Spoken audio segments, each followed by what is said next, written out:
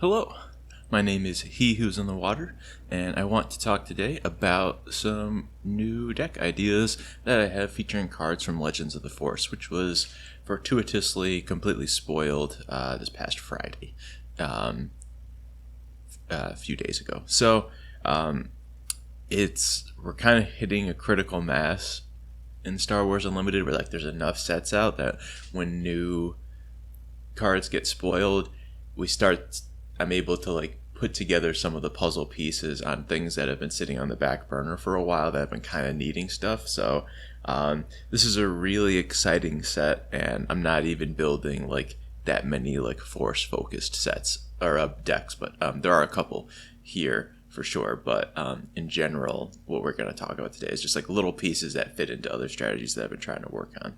So I'm going to try to do this a touch more organized. So here are the 11 decks that I'm going to talk about. I'm going to try to put timestamps in the description because God knows I can ramble. So if you're just interested in some part of this, whatever, that's cool. So the first two I'm going to talk about are things that I mentioned last time with Trench Tarkintown and Quinlan Tarkintown with some different builds of that. Then my baby girl, Twilight of the Republic Asajj Ventress. I got a new build of her with ECL, which features a lot of new cards. Then I'm revisiting Jabba Yellow. I have a set 1 Thrawn deck that's pretty cool. Then the JTL Han Blue deck, that's a cool another one, revisiting the Bounty Storm idea that I was working on back in set 2. And then Gar Blue, Dooku Vergence Temple, which I think is the coolest one of that I'm going to talk about, the one that has the most potential, the one where I feel like I'm onto something cool that I don't see anybody else talking about. I'm not going to say great, but actually much better than anticipated. Then I've got a build of Rex Unity of Purpose, focused on Force units, and then I've got 2 more Vergence Temple decks in blue heroic, one with the new Anakin leader, so working on some villainous non-unit cards in there, and then one with Ahsoka, just because I really want to play with Ahsoka's Padawan lightsaber. So let's get into it. First up here is the Trench Tarkintown deck that I talked about last time, just with a few updates, but do just want to highlight. Old cards that I added in from last time that we didn't talk about are IG 2000 and Elite P38 Starfighter. Just good cards to play with your Tarkintown deck, good cards to play when we're dumping a lot of damage early. Makes it more difficult for our opponent to trade into stuff. Not really crazy stuff going on there. The 2 new cards that I'm interested in are this one, Battle Fury, which is a 2-cost upgrade that gives +3/+3, and has the downside of the attached unit gains on attack, discard a card from your hand. My understanding of this one is that if you cannot discard, you can still on attack because it's a triggered ability, is my understanding. So I think kind of where I see it going in this deck is you're going to be empty-handed and attacking with a unit. And for example, on the Trench deploy turn, you can get empty-handed, then deploy Trench, get a card back in your hand, play it, and that can help mitigate this downside. But even just raw, I think that's a pretty powerful stat line to have access to, and our curve is low enough that we can really take advantage of how cheaply costed this is by continuing to double play units on those turns. And yeah, so I'm interested to give that one a try. This feels like one of the few shells I'd want to do that in. Also could be good in a Kylo Tarkintown strategy, but I haven't really dipped my toes into those decks too much. And the other card here that I'm really, really excited about in this set is Aura Singh. She is a 2-cost Underworld Bounty Hunter. That's a 1/4 with Hidden and Raid 2. And this is, I think, just a huge card for Star Wars Unlimited because it's a good Cunning 2-drop that you don't need a whole lot of synergy for. And I have some couple decks that synergize with her particularly, but you can just put her in decks and I think she's okay. And that's something that Cunning has really lacked. We've had Crafty Smuggler since the beginning, and Zygerian Starhopper has kind of been that for some decks, where you just kind of put it in and it's okay value. But like that was a huge struggle working on the Ventress deck for the past past 6 months, 7 months now, 8 months with Ventress Droid Manufactory, is that like the 2-drops are just all awful, and you're just trying to make them work. And Aura Singh, I don't think you have to work that hard to make her useful, and that's pretty exciting. Hidden is kind of not going to be extremely relevant, or like that's relevant on the later turns of the game where she can like get an attack in, but typically just going to be a raid to 1/4, and that's just going to be like better than the Ryloth Militia that I've actually ended up putting in a lot of decks as a discount Battlefield Marine. This is going to be better than that by a lot, by having that extra health to actually tussle with a Battlefield Marine and come out alive. And I mean, this set is just kind of bad news for Battlefield Marine all around, and that's going to be interesting how that kind of plays out for the format. But Aura Singh, really great card. I'm anticipating it to be a really great card and hoping to fit it into this kind of a strategy. And it's kind of like big picture about where I'm talking with these decks. I haven't like played games with most of these. It's just these are like I've spent like an hour or two thinking about them, throwing around some different ideas, different drafts, and then coming to this and being like, okay, this is where I start testing. This is where I sleeve it up against a gauntlet and like just start running through some games to see where it goes. And that's a time-consuming process, so it's like these are ready to hit that next stage, and we'll go from there. So I would like, these are all starting points, but if you have strong feelings otherwise, or if other people build these decks in different ways. I don't know who's building Tarkintown Trench, but that's a different thing. But like for some of these, like if you see different builds and you feel strong, like you can definitely mess around with it. Most of the stuff is like going to be pretty flexible, but I am interested in this as a start point to go on from there. Next up to talk about is the other one that other deck that I mentioned in my previous video to talk about, circling back to, and that's building Quinlan Tarkintown with For a Cause I Believe in. And so naturally, For a Cause is restrictive to non-heroic cards in your deck, and a card that I was supremely disappointed with in the last metagame was Force Throw, which is a very good card, but it's good against like your Data Vault decks, and it's pretty weak in most other situations, especially because the Force units are like not ideal. And Force Throw, so I was like working on this idea before, and a Force Throw is going to be really good in this upcoming format, I believe, but I don't think it's going to be in this shell. I just don't think the red-yellow Force units are really good. It's like the blue-green is where it's at. So I think Force Throw is going to show up in decks that are like more base blue or base green, and then lightly playing red for like, Adigalia and Force Throw to round things out. But I don't think it's impactful enough on the 5th turn of the game if we're largely just doing it off of a Quinlan flip, and I'm not that interested in too many of the other Jedi or Force units. So I could be wrong on that for sure, but I don't think that's quite where the show wants to be. So without Force Throw, I was less interested, or with the idea being that I was cutting Force Throw, I was less interested in the 4-drops of Ahsoka and Kira, because I think a lot of the discard needs to work in concert with one another to be most disruptive. And so when you start cutting that package, I was kind of interested in just getting rid of most of it. Unfortunately, I couldn't really find other good replacement 4-drops. We've got K2SO, which is awesome, and that's kind of it. I'm still keeping Surprise Strike and Hot Shot as my non-For a Cause targets, or non-For a Cause hits, but they're just so aggressive anyway, and we're looking to resource our Hot Shots. I think that's okay. You could probably get away with a few more non-heroic cards in this, but I'm comfortable with where this is at. And one thing that also makes me a little interested in doing For a Cause this way is that Spare the Target / Waylay which are just functionally the same in this metagame, are really good in a format where I am anticipating folks to be still putting, Darksaber on no, that's not relevant. I am anticipating people to be putting Jedi Lightsaber, Fallen Lightsaber, and General's Blade. Those are all like pretty huge upgrades to try and blow out with this. In addition to like just in general, slapping 5 and 6 drops with a waylay is just always a good thing to do in Star Wars Unlimited. So I'm pretty high on that effect in this strategy right now. So having spared the target here is like actually pretty great.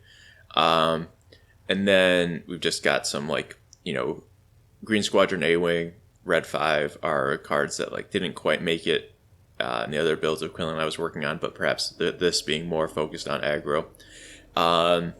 And since this is more of an aggressive build, not focused on the hand, this is really trying to play to the board more. I've got Poe and Wrecker in here as kind of its additional top end to Plo and Han Solo. It might be too much, I'm not sure, but they're just good cards. And then the new cards that are really interesting to me are N1 Starfighter, which is this 3/2 heroic space unit for 2.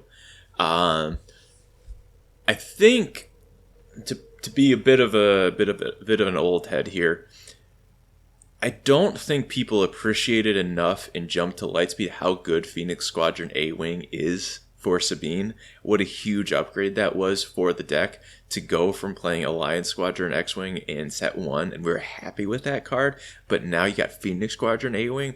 It's such a massive increase in power level for the Sabine deck, and part of why it's even better than it was in the beginning at lane dodging, and now with the pilots it just presents even more unmanageable threats. So more decks getting to access a 3/2 with no downside is just really tremendous, and something I think that I'm interested in here. I was playing Mercenary Gunship with the McClunky stuff, and I was getting faced with the downside and like still kind of just happy to play it, and now I don't have to play the downside at all. I don't have to be doing McClunky for that. It's like this card is just insane, and a massive leap forward in power for a lot of decks. Red yellow decks everywhere are going to be loving this card, and yeah, it's just really good. The fact that it plays well with For a Cause, even better. And then the other card that I'm pretty excited about from Legends of the Force, I think this is the only deck I have that's really using it, is Gungan Warrior, which is a 3/2 shielded with Restore 1 for 3.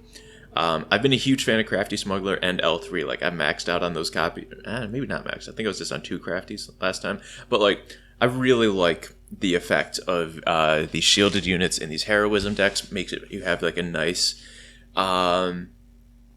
resilient plan to push ahead, and they are great cards to utilize Surprise Strike and Hotshot Blaster with. And not only that, but Gungan Warrior offers that. So he's got 1 extra point of power, which I think is really important. And the Restore 1 is also just something completely absent in this kind of strategy before. Like, we have not had playable Restore units for this kind of a thing. So when I'm trying to tempo somebody out, just having an extra point or 2 of a life, that like now you need to care about this card too. It's, it's not Sundari Peacekeepers, but it's not that far off either. And I'm just really excited to play with that card. Restore 1 is not a huge number, but like it's just enough to swing these games, and he's resilient enough that I think he's really going to apply a lot of pressure. So I'm really excited. This is probably like I'll probably just get like a box or 2. I don't think I can do Carbonite boxes anymore. I got burned on those too much.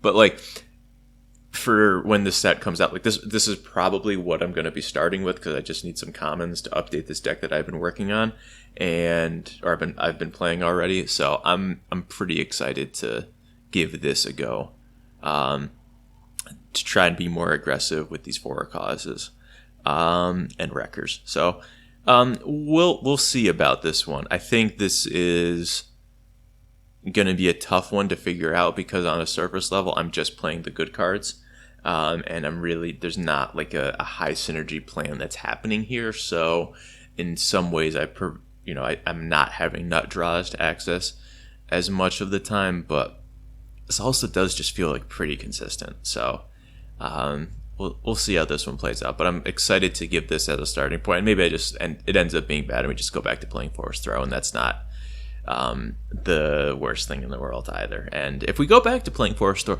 I'm still playing N1 Starfighter. That card's cracked. But like maybe Gungan Warrior doesn't end up in that conversation. But we'll see. It is just a 3-drop that I like in this strategy, where I've been really disappointed in most of the 3-drops. So it's like Liberated Slaves, but with upside. With Restore 1. That's kind of how I'm evaluating that, which is like the Liberated Slaves is already a card that you were kind of considering. This just has 1 more, and then Shielded is better than 3 health in some situations, worse than others. It's close, but Restore 1, when you can maybe get 2 attacks out of that, is pretty significant to me. Yeah, so that's Quinlan. Next up, we have another deck that I love to talk about, and that is Asajj Ventress, but we're not doing Droid Manufacturer this time. We're talking about Energy Conversion Lab, because there's a few cards that I'm really excited from the new set that work with Energy Conversion Lab. Specifically Darth Malak, because I think Asajj Ventress is going to be your best Sith leader, and that if Malak comes in on 5, he readies, and he's a 4/7, so he's a bulky boy, and I think if like you ECL him into something and then ready him while you have an Asajj Ventress in play, like that's just a great situation to be in. And I think Ventress has some like interesting tools to help her stay alive, become more threatening in Darth Revan's lightsaber and constructed lightsaber. I think she's just going to be one of the best leaders to put these things on, because you are going to get extra health from the Revan's lightsaber, which pushes you out of that 4 health range. So if you can like kill enough time on your Ventress flip turn to like where you can safely put the lightsabers on her, she's going to be really threatening. Even if it's probably just you get 1 extra attack. That's all that's really going to happen. But I think that like extra 6 damage that can represent pretty easily is going to be quite exciting. So yeah, I think both of these lightsabers are just like at their best with Ventress, because I don't think there's many other Force users that flip on 4. I guess there's Cal Kestis, but we're not really. That's as a whole other can of worms. And then Restore versus like Raid 2 on constructed lightsaber here is like we just strap this into Ventress, and now we've got a 7/7 on attack. And that's just a really powerful position to be in. There's awkwardness here, certainly, as well. Especially with constructed lightsaber. Like, if you're just naturally flipping into Ventress, you're not going to utilize that extra 1 resource particularly well, other than Greedo, which we've reintroduced here. Other considerations that I have with Energy Conversion Lab here are it does just play great with Invincible to just be this big ol' 6/6 that slams onto the board.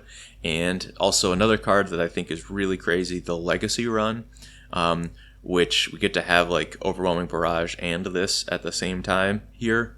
I just think being able to ECL in and then spread 9 damage wherever you want it to go is going to crack open a lot of boards, and specifically like make it easy to keep Ventress alive and try and get off 1 more attack, which I'm pretty excited about. And so this plays these really heavy hitting 5-drops here are well accentuated by the ramp plan that we have access to with Resupply, and then Super Laser Tech plus Sneak Attack is a combination of cards that I've kind of tried to avoid in the Droid Manufactory because it's very synergistic.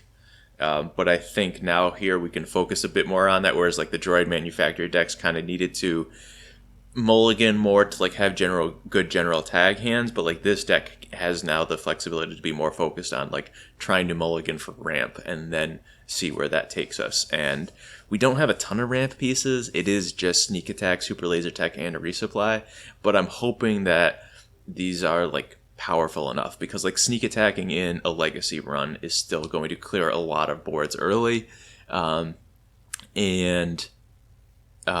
sneak attacking in a super laser tech on turn 1 is great, or just like I don't really want to ECL a super laser tech, but like if you just play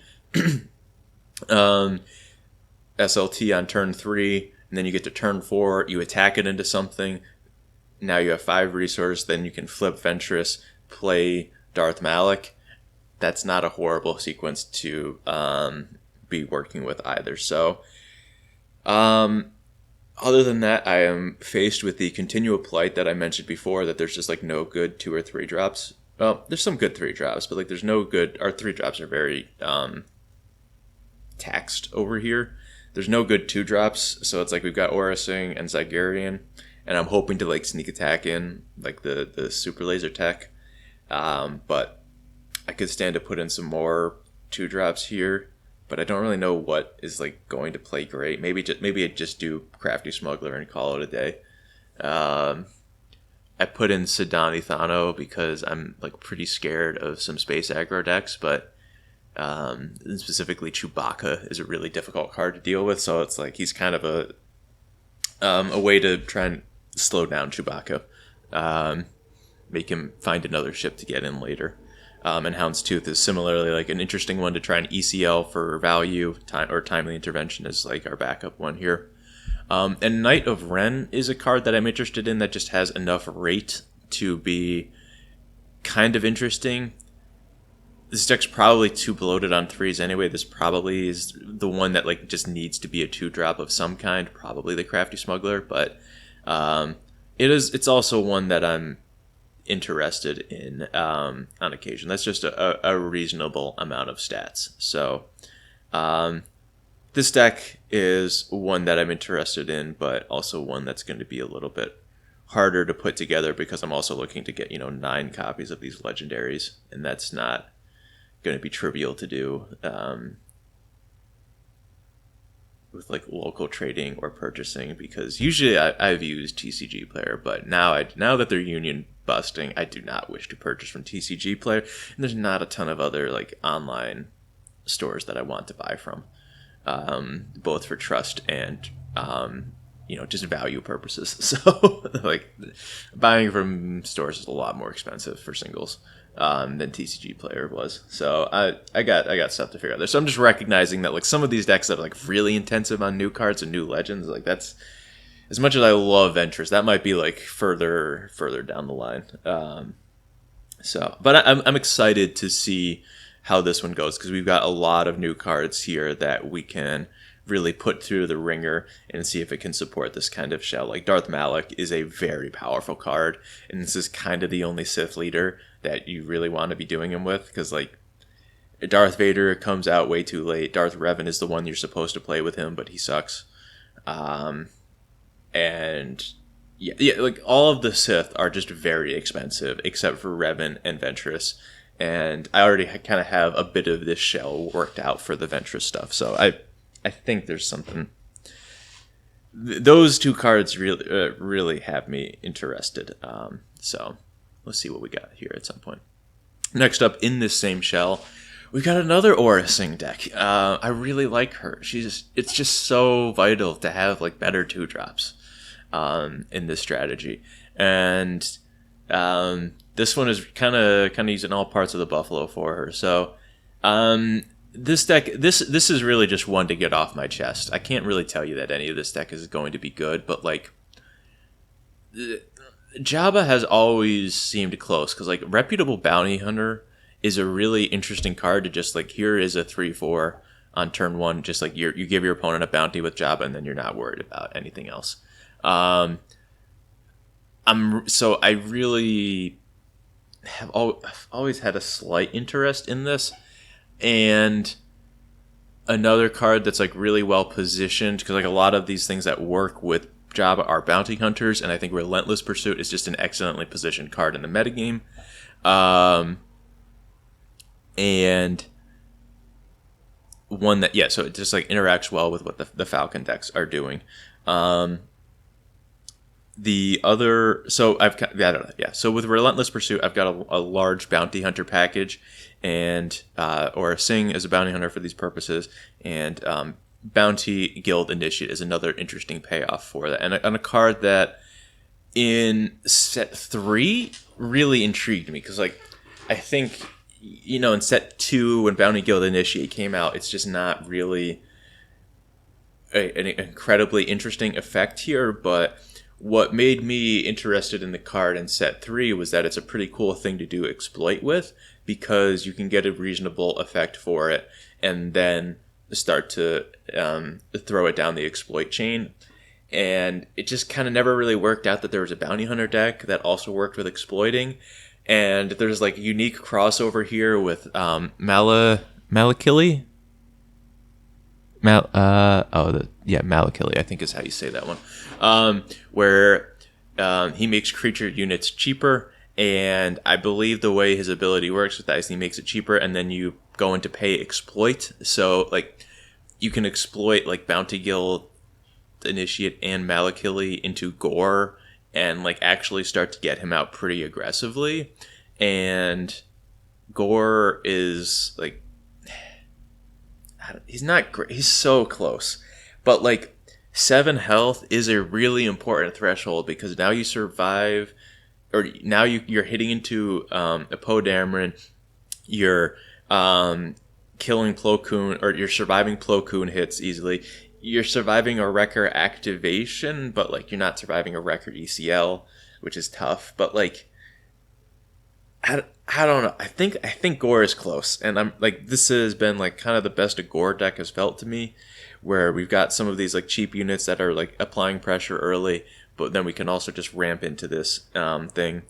And Malakili, of course, plays well with Salacious Crumb and Jabba's Rancor Patima. Like that's just like, that's what you're supposed to do with this card. It's like very explicitly. I understand he's in this set for the creature synergy, but like you're supposed to put it with Salacious Crumb and Jabba's Rancor. So this also is like, it's a very top-down deck here. Like, I have Jabba, his palace, his creatures, and his bounty hunters. And I kind of hate that, like, I've just built a theme. Like, this is in some ways a pure Timmy deck, but there is, like, a little bit going on here that does, like, synergize a little. Bounty Guild Initiate being kind of the big one, where it's like, all right, we're doing our exploit stuff, we're doing our bounty hunter stuff together. And yes, yeah, so that's kind of what there is to talk about with this one. I'm really not sure about like Super Laser Tech and Resupply in here. I don't know if we need to be ramping this hard into like Gore and Jabba's Rancor, or maybe there's other better cards to play in that stead. Like maybe just Waylay is a more useful card for this strategy, because this is going to be very weak to space. Or maybe we just cut these and play. I don't know if we have big enough units to play Craving Power, but that's another card to be considering for this. But ultimately, like, this deck is just probably going to be bad because we're playing Jabba the Hutt, and Jabba the Hutt is just a pretty weak leader. He does at least like capture things, which is good in this Chewie not infested, because it's not like Chewbacca. I think is like actually a pretty healthy card for the metagame, but like you gotta respect Chewie, and Jabba plus Relentless Pursuit, we are kind of respecting it. I don't know if there's enough necessarily, but like this deck is at least actively trying to do that. Whether or not it's successful in that, it's like at least I've tried to pay the tax. I've tried to make it work. Whether or not it actually does in practice is harder to say. But this is one to bring to like a super casual event that I'd be excited to see if it works. I'd see if there's any legs here. I kind of doubt it, but like it's coming together. And like I said, this does highlight like that Legends of the Force is just giving me some puzzle pieces to fit things back together, where it's like now with Aura Sing and some of these synergies working a bit better, it's like Bounty Guild Initiate is just a card that's like lived in my head rent free for a long time, and this feels like as good of a shell as I'm really ever going to have for that card. All right, so moving on, we have more Bounty Hunter synergies with Set 1 Thrawn, which I just have a soft spot for. I opened the showcase in like one of my first 2 boxes of this game, and like it's just it's so bad, but he's such a cool design that like you can't not fall in love with him. So they gave us 2 cards in this set that, much in the way that Malachi is explicitly built for Jabba, 2 cards that are like maybe not 100% explicitly, but to me read as like very explicitly, these are for set 1 Thrawn, and that is Zuckuss Finesman and As I Have Foreseen. So As I Have Foreseen is like this ritual effect that lets you play off the top of your deck if you use the Force. And then Zuckuss is a 4/7 bounty hunter for 5 with this ability that relies on you knowing what's on top of your opponent's deck, which is something that basically only Thrawn lets you do. But he lets you do it for free every turn. So Unit Zuckuss is like very much meant to be in a Thrawn yellow shell. That's where he's going to shine. And we're just kind of taking here essentially the CAD package of bounty hunters to use. Now there are 2 of them, which was traditionally putting out either a Zuckuss or a Shadows of the Galaxy Zuckuss or a Bosk. And now we're just going to be putting out 2 flavors of Zuckuss, with now there are 2 of them. And Aura Singh is excellent as a bounty hunter to help enable that, which is really huge. Like, again, Aura Singh is just so awesome. she just does so much for this game. I'm really excited about that card. And so one of the crucial differences that we have to work with here is that Zuckuss is a bounty hunter, but he is not Underworld. He's actually Force. Is that other trait written in tiny text there. So we're not exactly built how the CAD Bane decks are, where it's like everything's Underworld and you're using Underworld units to fuel your now there are 2 of them. So like Crafty Smuggler doesn't put out a Zuckuss, but I really want to put out a Zuckuss. So like I'm scrapping those, and that's why we've got Reckless Assassin and Greedo, and Bounty Guild Initiate shows its face yet again on this one. More questionable here for sure, but another interesting synergy that Bounty Guild Initiate has is that it is just a body. And to enable the Force for As I Have Foreseen is something that I was interested in trying to do. I didn't want to fill my deck with Force units, though, because the yellow Force units are just not particularly great and pretty off-plan here. So this Tombs of Isle Ram, I don't know, I haven't gotten there in the shows yet. I'm still so lost on Star Wars lore. I did finish the Clone Wars TV show. That was pretty great, and now I'm like halfway through season 1 of Bad Batch. So I'm getting caught up a little bit on some of the lore, but like a lot of this is still lost on me because it's all different from the books I read when I was a kid. But also the books that I read when I was a kid are extremely influential here because I absolutely adore 4-LOM and Zuckuss. Their story in Tales of the Bounty Hunter Tales of the Bounty Hunter as a book is just one of my all-time favorites, but like 4-LOM and Zuckuss was a fascinating story in that one. So I'm very attached to those characters.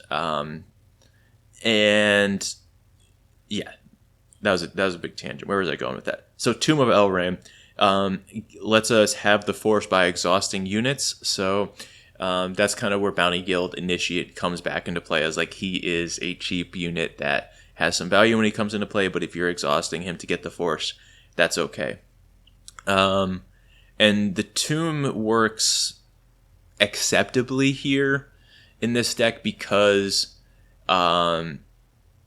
we don't need to have the Force all the time. Like, unless we draw Darth Tyrannus, unless we draw As I Have Foreseen, or I'm playing Liberated by Darkness because I want to try that card, because clearly the developers value this effect, and I don't know, I'm going to try that one too, but also just, again, love the Bastila art on that one too. I've played KOTOR, so I know the lore on that one. So I also just really like this, and I want to try that card, see if it's that good. But like this Dooku is just really good. So having the Force for these 2 cards is something I'm interested in trying.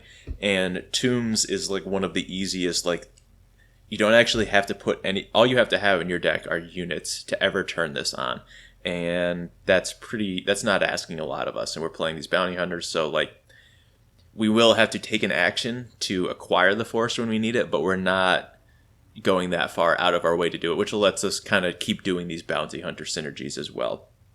And I do think it is kind of important to try to do this to make Zuckuss work and As I Have Foreseen work, because Thrawn is relatively low impact, so I really want to be maximizing his effectiveness as much as possible. And I feel like just playing As I Have Foreseen or just playing Zuckuss is not going to get to where it needs to be. And playing Zuckuss as like a 5-drop is not as exciting. You really need to be like having 4 Lam into Zuckuss or having now there are 2 of them into Zuckuss to really make that card impactful. So I feel like this kind of gets where it needs to go, at least. Yeah, it's not tremendously exciting, but I think this is functional to try these things out. And again, we do have Relentless Pursuit to try to help, but this is a deck that's extremely weak to space, and I've got this one contracted Jump Master that's just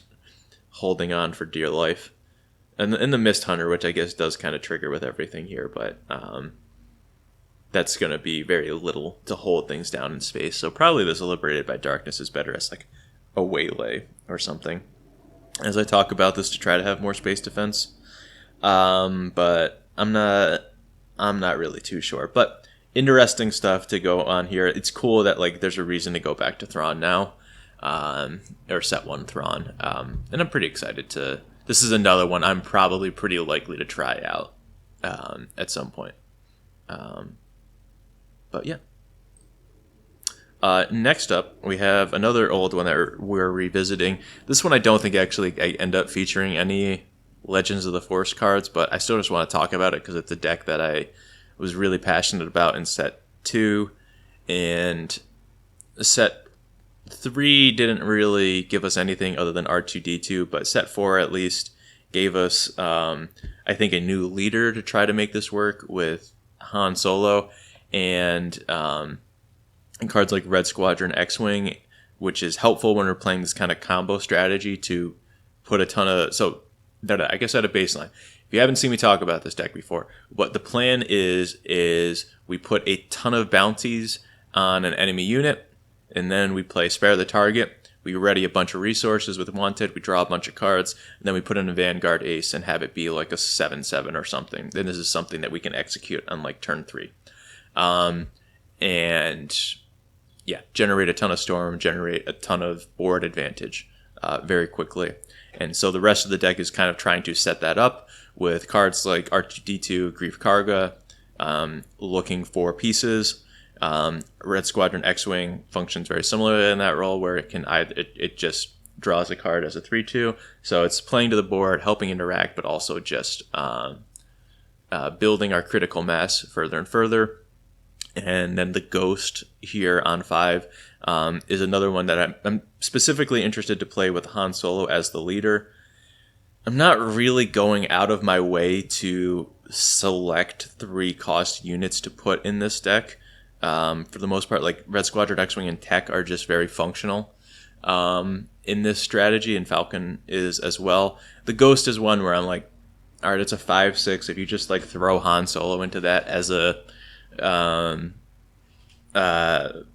pilot upgrade, it presents a big problem, and so it's sort of a bit of a plan B, becomes very threatening, and then also is just like, boom, there's 2 free resources right there. So I'm wanting to try that as well to see if that works out. And because this haven't have anything, if I go to like another, I think there's a Win-A-Box at my LGS coming up. I'm going to probably play this there, see how this goes. But yeah, I want to revisit this strategy because Vanguard Ace is just such a cool card, and a lot of this stuff just is really interesting to play. Yeah, I guess not too much else to add here. It's not the things that I've added are really just kind of smoothing, and Han Solo is interesting because it can be a ritual effect that generates a lot of resources. We don't have a ton of 1 cost stuff. It's like, but like it makes rich reward a more interesting bounty target, whereas before I was kind of more just on like public enemy wanted, top target, and enticing reward.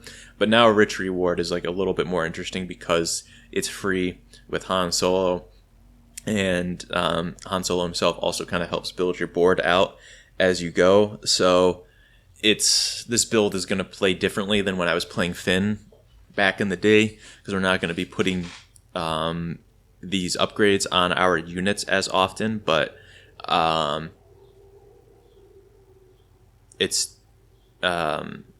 is going to have different play. One thing that I did kind of come through, I don't know if this is just like completely deranged behavior, but you do actually, like, when you start like getting a bunch of enticing rewards popping off, you do actually like start to kind of see your whole deck. And sometimes when you start to see your whole deck, you need like a more spare the targets, and you need spare the targets because of its ability to claim the bounty. So I'm actually playing one restock to try and get these cards and some more bounties back in the deck to maybe just like fire off one more. And because I have 3 techs that I'm very interested in, it's like relatively low cost to just throw this down in your resource row and then access it when you need it later. I don't know, that might be delusional. I'm willing to accept that, but like I kind of want to try that because I have found that it's possible to run out of gas in the deck, not like your hand, but like to actually exhaust all the resources in your deck.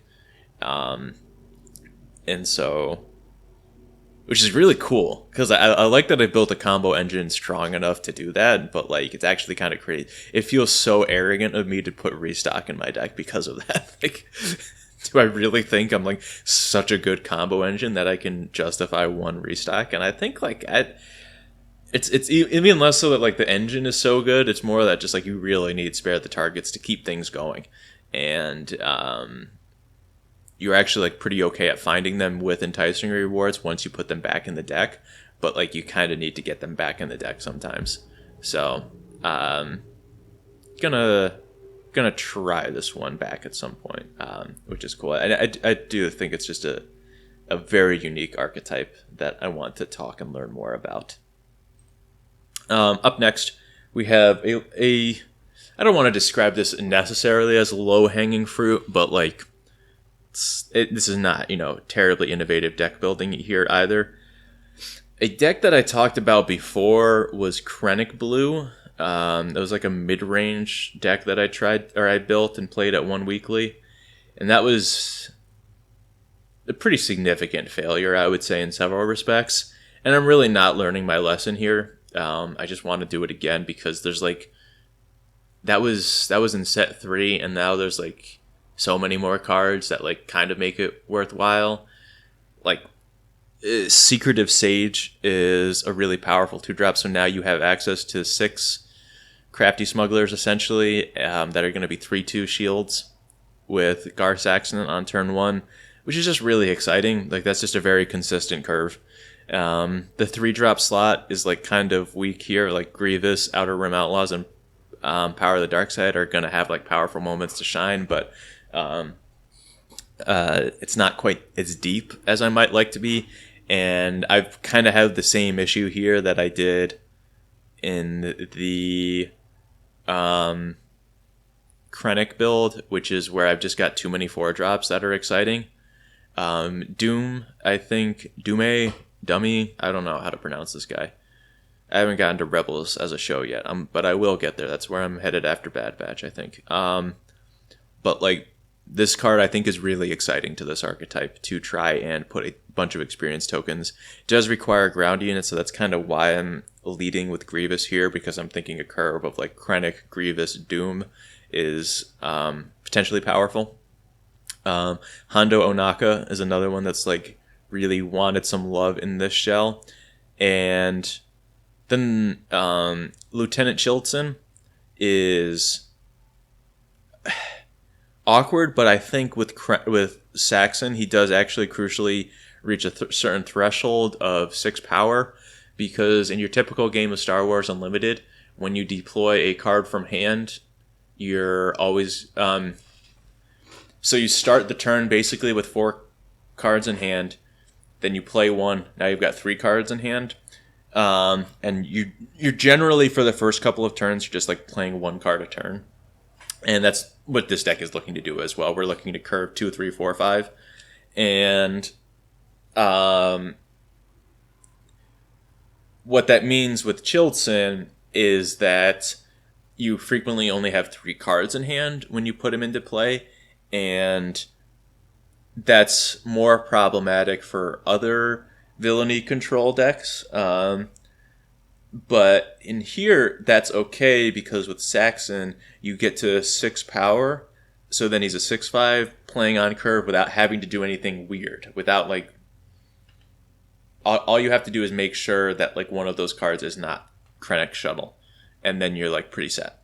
But then you have a 6/5, and once you get to that point, you're actually dealing with a Poe that's ECL'd in. Which is a pretty big threshold of protection to be over. Or if a Plo Koon is coming into play, you're now trading with the Plo Koon. And that's just a really important power threshold to get over. And so I do like that about Saxon in this deck. And so my curve here does look heinous, as I mentioned, too many 4-drops, but it is also a little bit deceptive here too, where like Hondo, Doom, Cloaked Star Viper, and Chilton are all like 4-drops, and Vigilance too. Those are all like definite 4-drops. But we've got enough ships here that we're interacting in space that Iden Versio is frequently just going to be a 3-drop that helps buff one of these up and make it a very powerful threat, which can be good to answer Chewie. And then Shuttle under Krennic's authority, hopefully going to be a 3-drop some amount of the time with Director Krennic in play. And Lom Pike is here not so much as a 4-drop, but as a 5-drop that we can smuggle out. Because we don't really have access to good smuggle cards.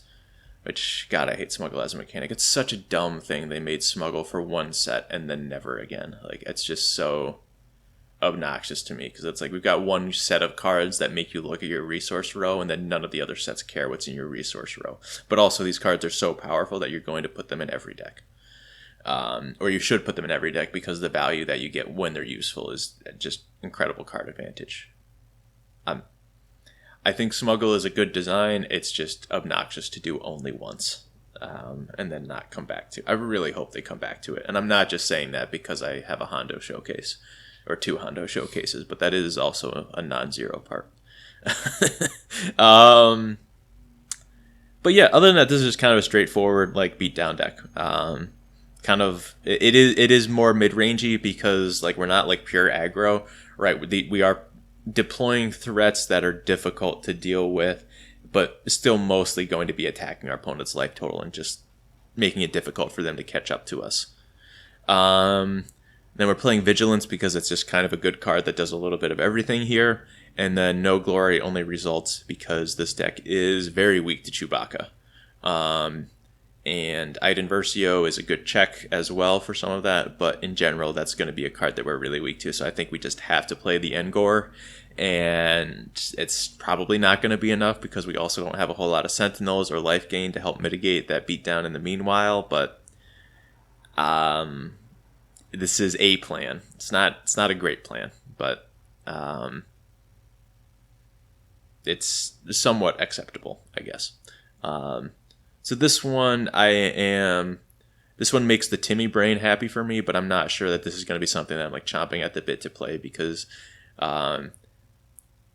also kind of part of the thing with Gar Saxon is like I think the gameplay that he leads to is like pretty straightforward, which is not to say it's bad, but like you're just kind of going to play your cards and they're just beat sticks, all of them, and it's sort of like it makes interesting decisions for your opponent, but not so much for yourself because you're still just like, me go face. Me go face. Me play biggest card in hand and then go face. Versus, like, I love playing aggro decks in this game because it's, like, you get really complicated decision-making at different points on the curve because your cards are cheap and you've got a lot of different ways to utilize them. I don't feel like Gar ends up doing that most of the time. So, I don't know. Maybe I'm just a hater. Wouldn't be the first time. But I do like this strategy. This sideboard, I don't know. It has cards in it. Don't worry about it. So this is the deck I'm most excited about, though, which is Dooku Vergence. Vergence Temple is the most powerful rare base of the new set, I would say.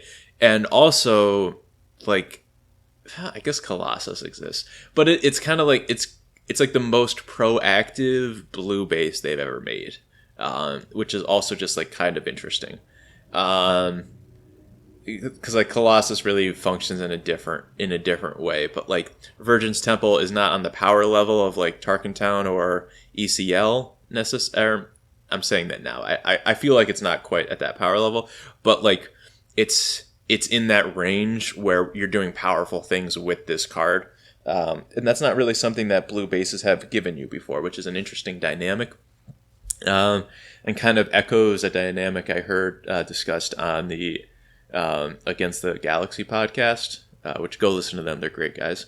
And they were talking about how, like, Obi-Wan Kenobi is, like, really interesting in this set because it's, like, the first good green heroic leader.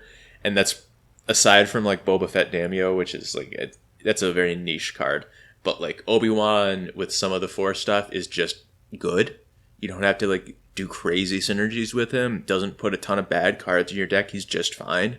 And that's, like, actually a really interesting door to open up, because now you can look at bases like Tarkintown. Not that you would play Tarkintown, but, like, you can play cards that require a green heroism leader with greater ease now, instead of this dynamic where, like, Sabine ECL is the way that the deck is, in large part because there's, like, not another way to build it. Like, if you put a green leader with that, like, layer red is nowhere near as good as Sabine ECL in general.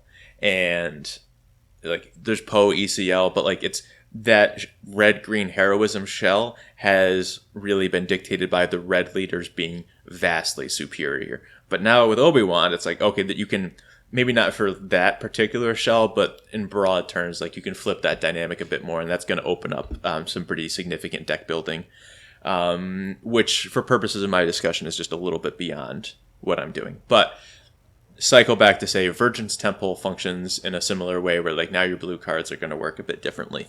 And I'm really excited about this deck. So the curve that I am imagining for this deck is basically that you play a 2-drop on turn 2, you play a Separatist 5-cost unit by sacrificing the unit you played on turn 1, and then usually that unit is pretty above rate for what you would typically have on turn 3. Hopefully we're getting some value out of the thing we exploited, and then we are going into turn 3, the 4 resource turn, with having the Force because of our undercost Separatist unit coming into play, and we've got this big Separatist thing into play, and then we just kind of go from, and then on 5 we play one of these get ahead, stay ahead cards in Overwhelming Barrage and Craving Power. And I think that this is, like, actually, like, really successful at doing that. These 2-drops are all pretty good here. Onyx Squadron Brute is, like, the least exciting, but the rest of these are all pretty great. And Karis is just insane and really good here. So, yeah, I guess there's really not too much to talk about, I guess, on these 2-drops here. Like, they're just fine cards, right? Like, Infernal 4 is great card selection. Onyx Squadron Brute has a little bit of life gain associated with it. Desperate Commando can threaten to trade with things on the ground, but also can provide value when it dies, regardless. Director Krennic can attack in, lose its shield, and then go into the exploit chamber, and that's okay.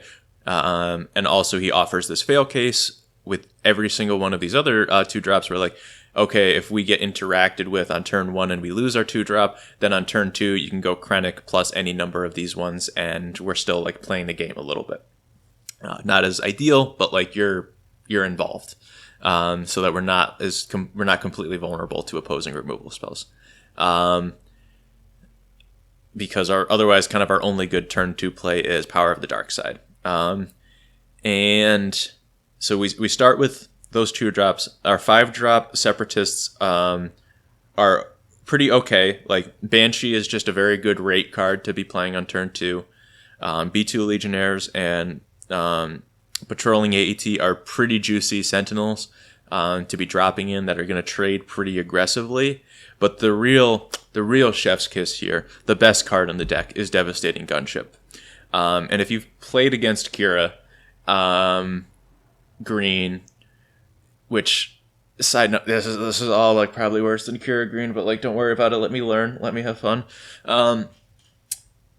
But like Devastating Gunship in Kira is just so insane because of how it synergizes with the Kira flip, where like anything with 4 health is susceptible to Devastating Gunship just coming down and getting murdered to that. And it kind of, the way Kira is worded, it kind of doesn't matter what you do before that. If you've got like 4 health printed on the card, you're going to die to the Devastating Gunship.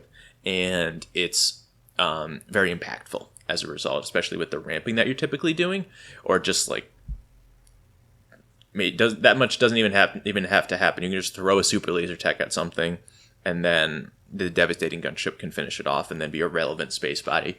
But let me tell you, turn 2 Gunship in this deck is really sweet because it plays very well with Karis and Desperate Commando, where if you have one of these on turn 1, then you flip with the Devastating Gunship. Now you're on turn 2. Now you're either killing a 3-drop with Desperate Commando, or you're killing a 4 health unit or you're killing a 3 health unit with Desperate Commando, or you're killing a 4 health unit with Karis.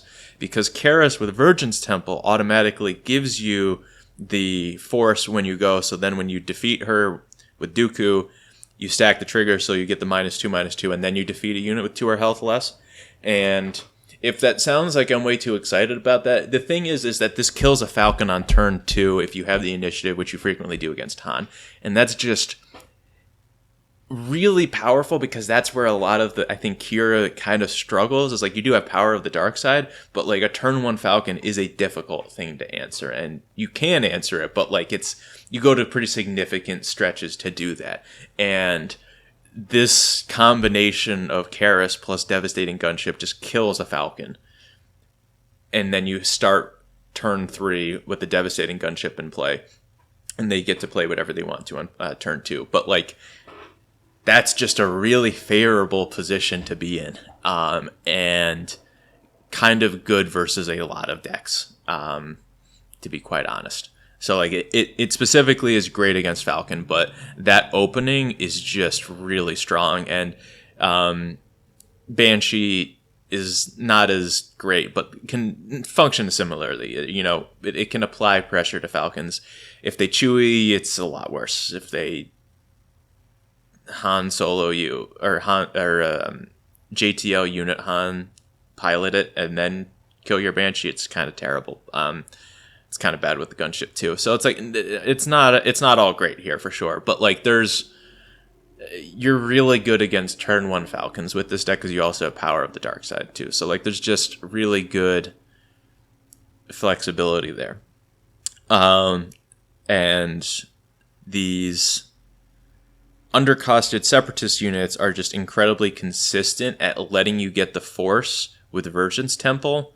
And so you are very frequently going into turn 4 or turn 3 with a 4 resource turn with having the Force. And that is good for this trifecta of cards here of Shatterpoint, Talzin's Assassin, and Darth Tyrannus, where both Tyrannus and Assassin can come in and interact very favorably with what's going on in any arena.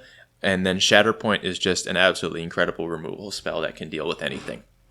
And yeah, so then that's kind of the curve that we have. Is like we go like 2-drop here, lose something at bad tempo, but then get access to one of these 5-drops.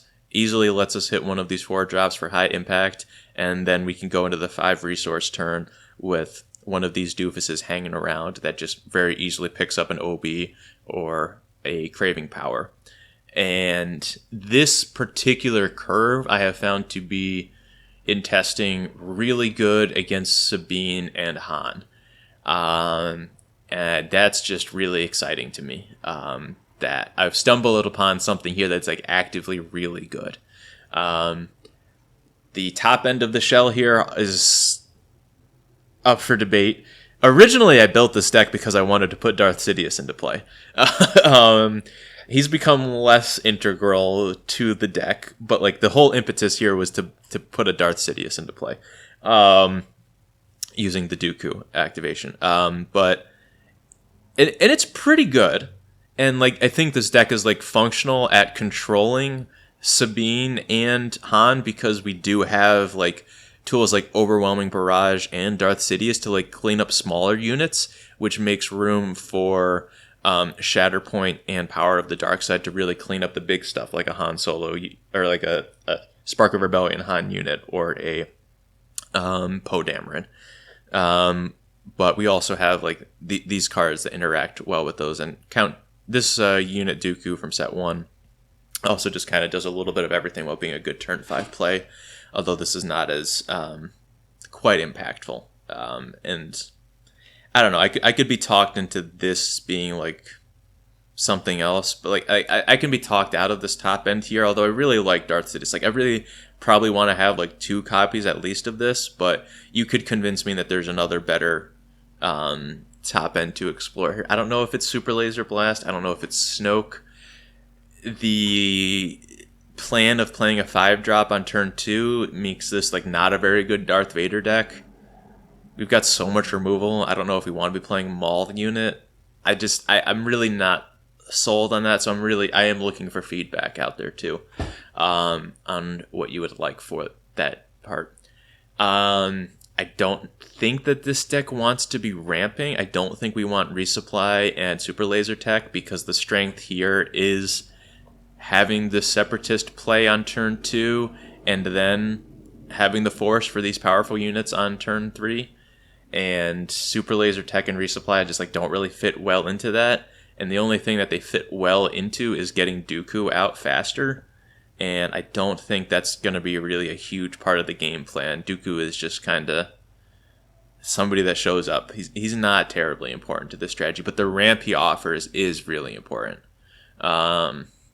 So I don't know. I've got the sideboard here broadly addresses the 3 decks that I'm talking about, which are Han Green, Sabine ECL, and Kira Data Vault. These Avengers and Devastators are for the Data Vaults because we're going long. Iden Versio, for the reasons I talked about in Gar with these space units, is just kind of an additional way to handle Chewbacca and those early space starts, although we're like also okay to do in some of that. But even just like putting an Iden Versio on, so like Inferno 4 or Onyx Squadron Brute are kind of the fastest ways to get value out of it, but putting it on a Banshee or Gunship or patrolling AAT is like not a bad way to live your life either. And then we also have Confiscates, which I don't think play versus Han as well, but I think are crucially going to be really good versus Sabine, because we're pretty good at like gumming up the board with these massive Sentinels and then having good value units here to come in and trade. But like Darksaber is scary and Chewbacca is scary out of Sabine in a way that I don't think like just trying to Iden Versio my way through a Chewbacca is going to be the solution. I think you really want to be confiscating Chewbacca versus Sabine. But I think you got a little bit more leeway to try and value your way through it with Iden versus the Han decks. I don't know. Maybe that's dumb, but like that's at least how I'm thinking about it at the start here. So I am really excited by this deck. I think it's powerful. The top end needs work, but I think the consistency of the curve that I put together here is like actively worth more testing. A lot of these decks I could see playing 5 or 6 games with and just being like, nah, it's a dumb idea. Don't worry about it. Let it go. But this one, there's I'm on to something here. I don't know if the cards are here right now, if they will ever be there. It might not just ever be there because like Dooku is just a 7-flip leader, and like, come on, Will, we can't just be playing 7-flip leaders with no way to get to them quickly. Like, this is not a real plan, and it's a very fair criticism of this deck, but I don't know. Love to hear feedback on this one, but I think there's something here worth exploring. So that was my ramble about Dooku Vergence. Another Force synergy that I want to explore is with Rex, and the Unity of Purpose deck that was built with him is really interesting. And I've talked, like, I had a Padme shell for Droid Manufactory that kind of did a similar thing, or it was a Unity of Purpose deck, and here we are playing a ton of JTL cards to enable that in a different way. So the card that most intrigued me to want to make this a Force deck was Leia Organa. I don't know what her subtext is on that one. I can't read it from here. But she comes into play as a space unit, and then if you use the Force, she moves to her ground arena and then pumps all of your heroism units for +2/+2 until end of turn. So we have the restriction of trying to obtain the Force and then wanting to be a all heroism deck. And largely pretty trivial to be an all heroism deck because a lot of the good cards are just heroism anyway. Our Battlefield Marines, Luke Skywalker, Phoenix Squadron, Blue Leader, Sundari Peacekeeper. Poe Dameron's a little bit odd one out here for a non-ramp deck, but I kind of like it here for putting 2 bodies into play. Is great for Leia and Unity of Purpose. But these are all just like acceptable power level cards. I don't think we have enough vehicles to be a Chewbacca deck, but you wouldn't be dumb for putting Chewbacca in your deck. That's just fine. It might even be better. But like many people are saying this. Is that Gunji and Jedi Consular are just incredible 2-drops, and you put them in your Force decks, and you're going to do great things. And it's true. They're going to trigger Jedi Temple, gain us the Force quickly, or Jedi Consular can ramp out some of our units to really get ahead quick, or most crucially, they can pick up a General's Blade, which is going to be heckin' nuts in this deck. You put a General's Blade on either of these Jedi. We've also got 2 more Jedi here on turn 3, and Obi-Wan Kenobi and Apo Rancis, which are quite powerful. And then we're just starting to dump even more units onto the board, which is really exciting as an additional form of acceleration for Rex, so that you're putting stuff out into play while you're making your resource drop every turn, getting closer to that Unity of Purpose, and making it even more impactful when you land it.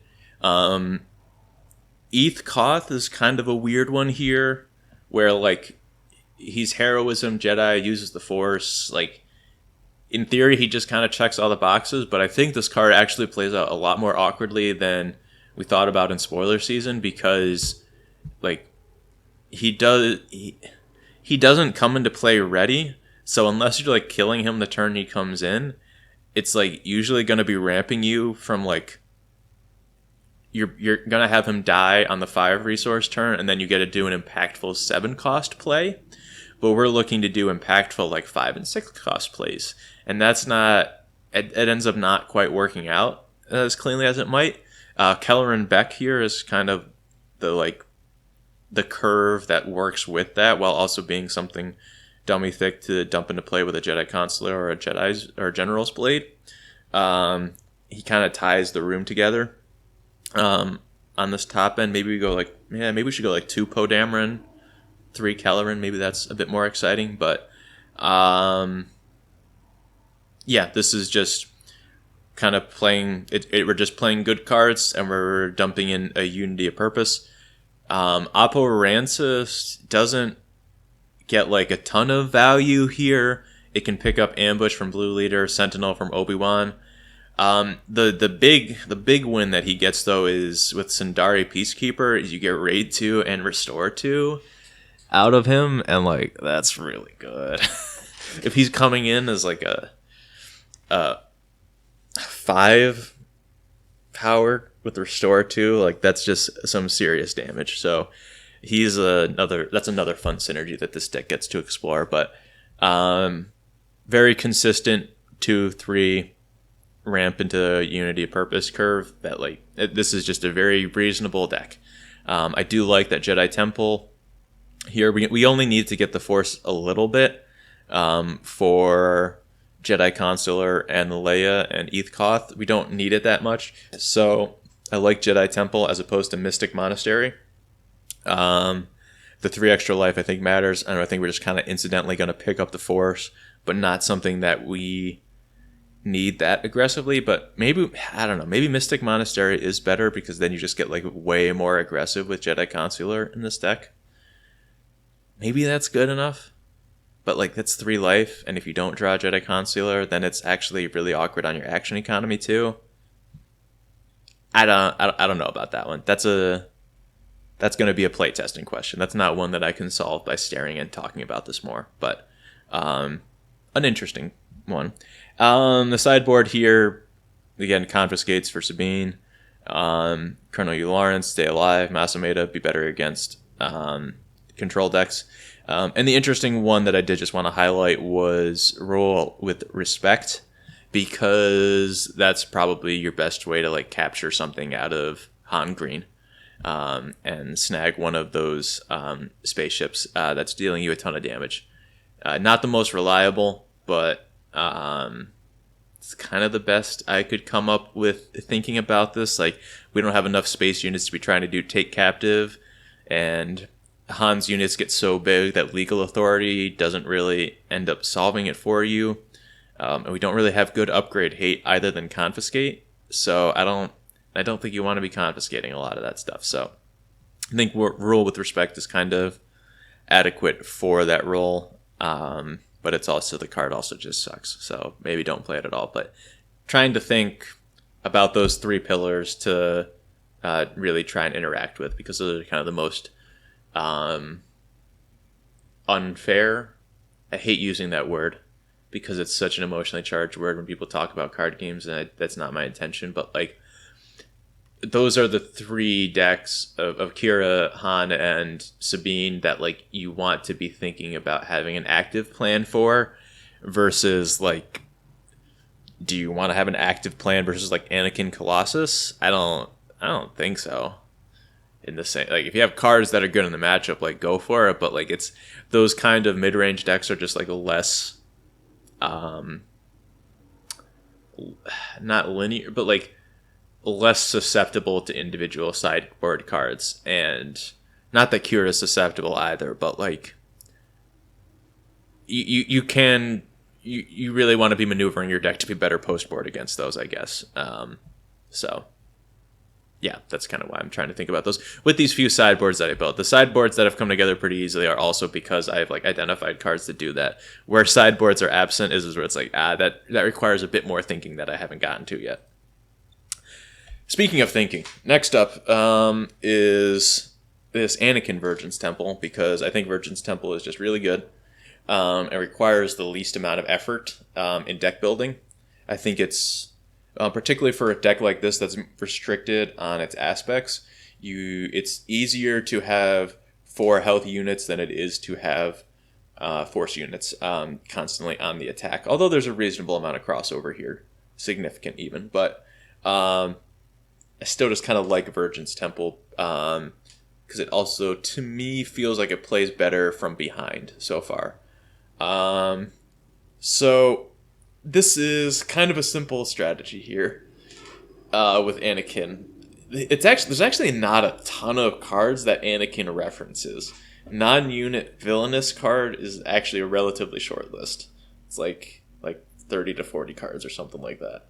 But there are some really powerful ones here. So as I've shown in a couple of decks, this package of Overwhelming Barrage and Craving Power are just kind of good get ahead, stay ahead cards. So something that I'm like pretty interested in here, and plays okay with Anakin flipping on 5 as a 4/6, which is not great stats, but it is stats that can be used aggressively. And OB and Craving Power, pretty acceptable cards at doing that. And they also curve really well into, like, okay, you do something with Anakin, he's trading, he's pushing tons of damage, he dies, whatever. Now you have a villainous card in your graveyard, and having a villainous card in your graveyard is really important for the 6th resource turn for Anakin Skywalker, which I know this is crazy. This is like the Jabba deck too. I'm putting the Anakin Skywalker unit in the Anakin Skywalker deck. Yeah, I'm doing the color by numbers, okay? I'm coloring by numbers. I'm putting the cards in the deck that the developers are telling me to do. But it's kind of fun. It's like, this one feels kind of cool with that. And I think Anakin is great at doing a Luke Skywalker impression, but we can just play both of them. And if we're playing both of them, why not play Palpatine's Return? Because Palpatine's Return just makes those cheaper. Or makes Luke cheaper by 1. Just kind of puts Anakin back into play. But it's also just sort of the idea here is that you just kind of keep spamming these -6/-6 effects as your top end, and that's like probably good enough versus everything but like Kira. Even the blue-green heroism stuff is like, that's Luke Skywalker is probably going to be good enough versus most of those. Like home 1 becomes a little awkward, but you get a little chip damage on home 1 and then you nuke it and you're like kind of fine. So, but like Kira is specifically going to be kind of a big problem for this strategy. But this is the idea, at least, that, you know, we have a nice clean curve. We drop some of these on our leader, and then we just start slamming Anakin's and Luke's onto the board until our opponent dies. This is a very straightforward deck. It's also just kind of like the 2-drops do just kind of suck. I wasn't even trying to be that hard on a Vergence Temple restriction, because I think you really want to have the Force, again, going into the 4 resource turn, so that Turret, Itinerant Warrior, and Shatterpoint are online, and then you want to get it again the following turn so that you can do Overwhelming Barrage and Craving Power. So it's not essential to have it on the second turn, but these units like Conqueror Dawn Interceptors, Ezra Bridger, and Red Squadron X-Wing, that's more important to have that set up for me. Power of the Dark Side is just another reasonable spell. This is another deck. It's weak to Chewbacca, so No Glory Only Results is another way to help mitigate that. We do have a considerable amount of life gain here with Quill, Restored Arcwing, not Yargle. Yargle is Magic the Gathering. This is Yaddle. And then, you know, like Itinerant Warriors, a nice pickup here as well. Ooh. Okay, I've been playing Chirrut. I was thinking about Chirrut specifically in these decks. Maybe Chirrut kind of goes off in that Dooku deck. Maybe that's decent. That's... What would I cut? Oh. More on that later. Just stun locked myself. But yeah, Chirrut would actually be pretty interesting in that deck. That's something I should consider. But yeah, this deck on the one hand, I feel kind of stupid for this deck because it's both like I'm just doing the color by numbers thing, but also the restriction of trying to get Force units and then getting only one aspect, or trying to get units that trigger the Force, not necessarily Force trait, but units that let me access the Force, and then the small number of villainy non-unit things that I'm accessing, and then the one pip that Anakin offers me means that, like, we have a really restricted card pool here, and I feel like this is just kind of the thing to do with it. There's like a lot of smaller numbers that you can adjust here, like, is Power of the Dark Side worth it? I'm looking at this and saying, probably not, but I'm also a little bit concerned about having enough density of villainous cards for Anakin Skywalker to really pop off. So I'm I'm not super sure, but I also don't think there's a ton of different ways to build this deck, and I feel like blue is probably the better way to do Vergence Temple, or to do Anakin Skywalker, both because the developers are telling us to do that, and Vergence Temple is just kind of the most flexible force-giving base. Out that's like good. Like the yellow one, the tombs, that's like also very flexible, but not. That's like harder. That and like Mystic Monastery are even more flexible, but are like worse on your action economy, which is really important in this game. So maybe the red one is probably the other one to consider here, but mono red heroism doesn't sound like a great. Although I guess basically that is just the Rebels deck that I was playing with Sabine. Maybe that's not a bad idea. Mono red Rebels with overwhelming barrage, craving power. I've had worse ideas. Maybe that's something. But I don't know. Anakin's a very restrictive leader. OB creative or craving power feels like the important part to be getting to, kind of no matter what. But these other force things on the 4 turn seem to support that plan the best at this time. And then, very much related, only slightly different here, is Ahsoka Vergence Temple, which has, like, I don't know, like half of the cards are the same. Quill, Restored Arcwing, Yaddle, Village Protectors, Turret, Itinerant Warrior, Shatterpoint, Luke Skywalker. That's all the same here. Playing good double blue cards and Vigilance, and Doom, I think, is just another good card that plays with like some of these Sentinels and these ground units. This feels pretty weak to space, so I wanted to try to this You're All Clear kid as another way to have like a good space play.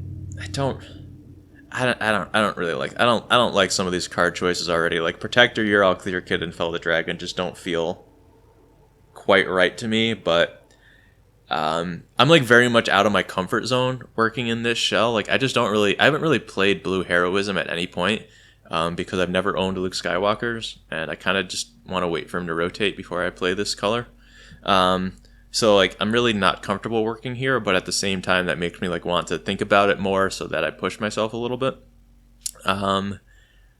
These cards, yeah, probably not good enough. T6 Shuttle 1974, that's just a card that you're very explicitly supposed to play with Ahsoka, so I'm kind of playing it with Ahsoka. The Corporate Defense Shuttle, this 3/5 for 2 that can't attack, is what really made me think about this, because the card is so bad, but it does offer a significant amount of rate. When it was spoiled at last set, I think it was, I thought it was meant for set 1 Chewbacca as a leader, where it's like you just drop him in, give him Sentinel. And I thought that was kind of weird. A weird callback, didn't make too much sense to me. Then I realized it was supposed to be, after seeing some locals play it with Kazuda,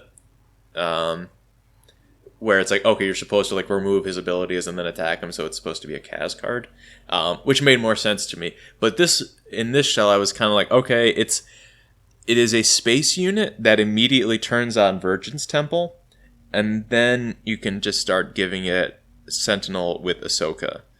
I don't know how good that is, because having to activate to give something Sentinel, which is Ahsoka's whole thing, is just kind of bad in a constructed setting. Like maybe in limited it works out fine, but in constructed, that's just really harsh on your actions, and also requires you to have the initiative, which is just really not trivial.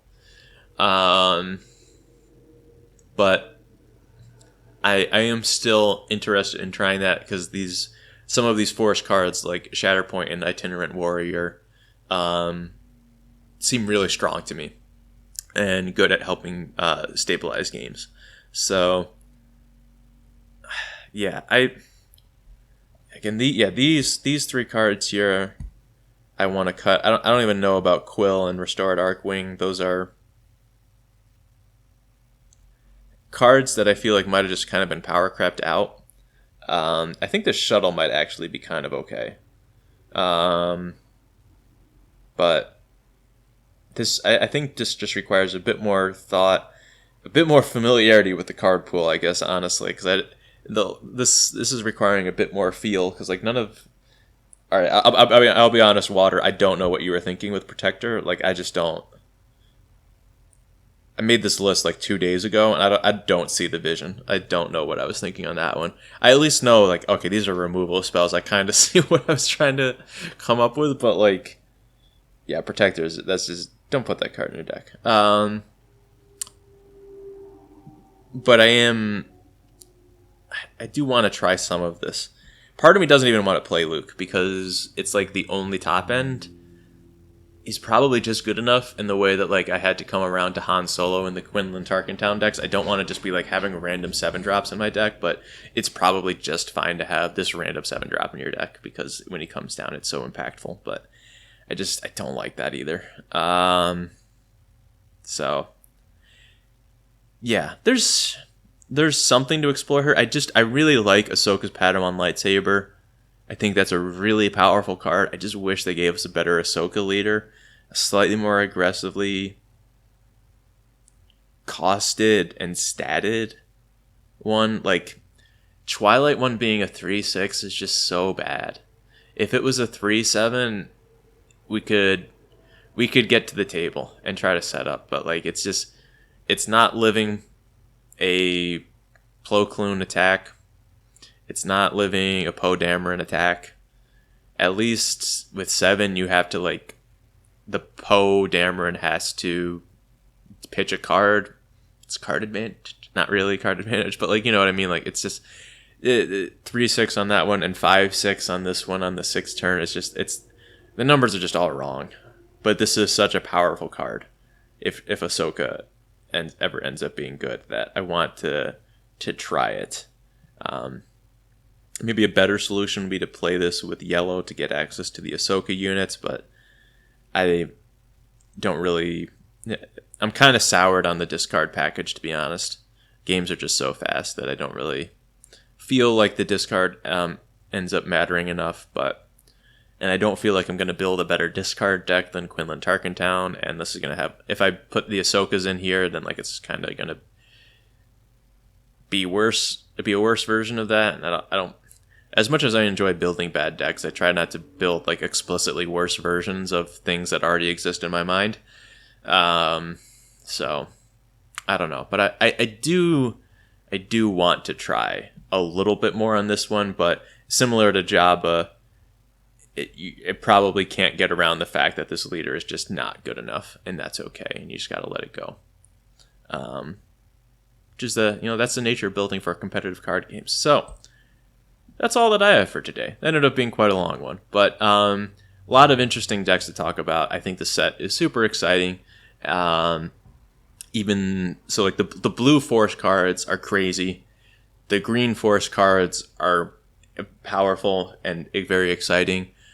The red and yellow ones haven't really done much for me, as I have foreseen is like a really powerful effect, but you don't even have to be that heavy a Force deck to utilize that one. So I'm still mostly just like filling holes in old ideas. Only 2 new decks there with new leaders, so doesn't speak terribly well for the new leaders. But again, Obi-Wan is a really great leader.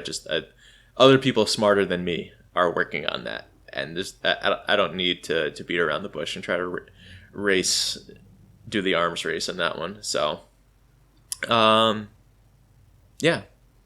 Ran a little bit late here. I need to go eat my lunch and go to work. But thank you very much for watching. Let me know what you thought of these decks and what kind of changes you would make to them. Very interested in that feedback. And hopefully this sparked some inspiration for you. Either this was pleasant to listen to, hear me ramble, talk about these things, or maybe one of these resonated with you and you want to go pursue a similar deck. That would be that's kind of like the ideal goal for this kind of video. So yeah. Thanks for watching, and I'll see you next time. Bye-bye.